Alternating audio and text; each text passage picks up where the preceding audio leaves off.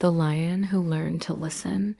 Have you ever wondered what happens when the mightiest animal forgets that even the smallest voice can carry great wisdom? This is the story of a proud lion who discovered that true strength comes not from roaring, but from listening. So get cozy under your blanket and let me take you to the wide golden plains in Africa. My dear little ones, it is your old storyteller again. Tonight we will travel across tall grass and acacia trees, where the wind carries the songs of birds and the sun paints the earth in gold. There lived a lion named Baraka. He was the king of the plains. His mane was thick and golden. His roar shook the hills. All the animals respected him, but they also feared him. Baraka believed that because he was the strongest, he needed no advice. When the zebras warned him of danger, he ignored them. When the giraffes spoke of faraway watering holes, he turned away. When the little meerkats chirped about changes in the wind, he laughed. Who can teach a lion? He thought, I am the king. I know everything. One summer the rains were late, the rivers grew shallow, and the grass dried.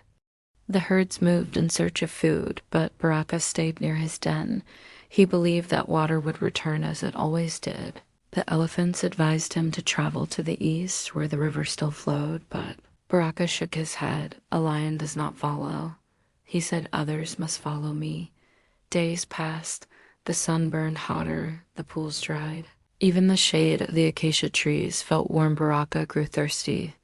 His throat ached. He set out at last to find water, but the land around him was dry and empty. Along the path, he met a small tortoise, crawling slowly across the cracked earth. The tortoise said, Mighty lion, if you follow the wind, you will find a spring behind the rocks. But Baraka only roared, I do not take directions from a creature so small, and he walked away.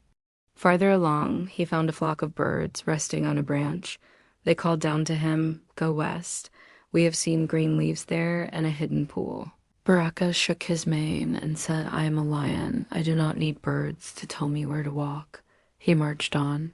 By evening, Baraka was weak with thirst. At last he lay down under a dry tree. His pride was gone, his strength fading. Then he heard a tiny voice. A meerkat had climbed to a rock nearby. The little creature said quietly, Great lion, if you do not listen, you will not live. We are small, but we see what you cannot. There is a spring near the tall rocks to the east. Come follow us. This time Baraka was too tired to argue. He rose slowly and followed the meerkat. Though his steps were heavy, he kept moving. At last they reached the rocks, and there behind them was a pool of fresh water bubbling from the earth. Baraka bent his head and drank deeply. The cool water saved his life. When he lifted his head, the animals stood around him. The tortoise, the birds, the meerkats, even the zebras and giraffes. They had all helped guide him. Baraka lowered his head and said, Forgive me. I thought my strength was enough, but today I learned that every voice matters, no matter how small. From now on, I will listen before I roar. The animals cheered. The lion was still their king, but no longer a king who ruled with pride. He ruled with wisdom.